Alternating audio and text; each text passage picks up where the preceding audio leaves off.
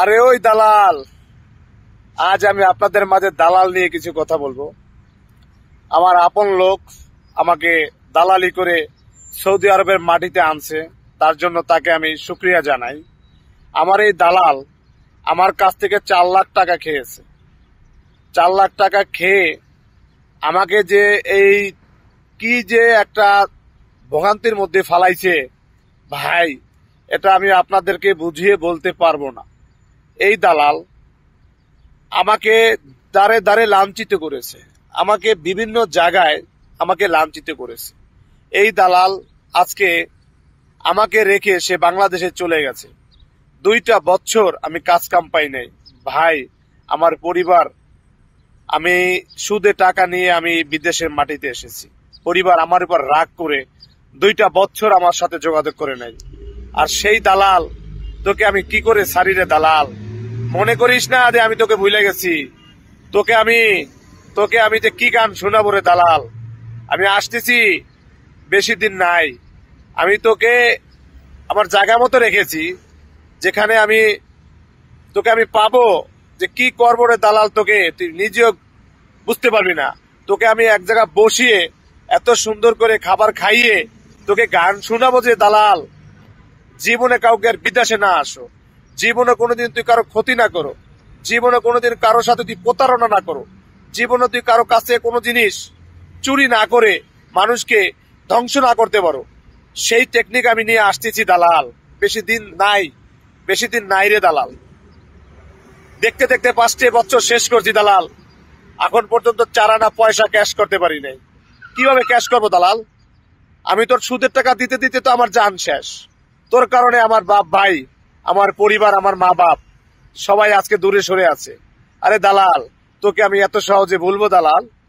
এত সহজে ভুলবো না রে দালাল। তোকে আমি গান শোনাবো, ছাড়বো না তোকে আমি, ছাড়বো না রে দালাল। বেশি দিন নাই রে দালাল, আমার হাতে মাত্র আর অল্প কটা দিন সময় আছে। আমি আসতেছি ইনশাল্লাহ। আমি অতি দূরত্ব বাংলাদেশে আসতেছি রে দালাল। তখন আমি তোকে দেখবো তোর কতটা পাকা হয়েছে, তোর হাতে কতটা পাকা হয়েছে আমি দেখবো। বুঝছস দালাল? আমি তোকে এত সুন্দর গান শোনাবো যে গান তুই কখনো শুনতে পারছ না দালাল। মনে করিস না যে আমি ভুলে গেছি, আমি তোকে ফোন করি না, আমি চুপটি মেরে বসে আছি, এটা তুই মনে করিস না রে দালাল। তোকে আমি ছাড়বো না কখনোই, কারণ আমি তোর জন্য যে একটা গান মুখস্থ করে রেখেছি, এই গানটা তো তোকে আমার শুনাইতে হবে রে দালাল। আমাকে অনেক আলাবলা পেয়ে তুই আমাকে অনেক নির্যাতন করেছিস দালাল।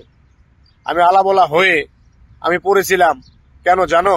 এই প্রবাসের মাটিতে ঝগড়া করার জায়গা না, প্রবাসীর মাটিতে যুদ্ধ করার জায়গা না। এই আজকে এই তাল গাছের মধ্যে ডেলাম দিয়ে বসে আছি, আমার আজকে কাজ কামও নাই। আমি আজকে বেকার হয়ে ঘুরছি। 4টা বছর শেষ করে 5 বছর শেষ আমার দালাল। দালাল, আমি হাসতেছি কিন্তু আমার অন্তরের হাসি না। আমি বাংলাদেশে আসতেছি রে দালাল, সেই সুখে হাসতেছি।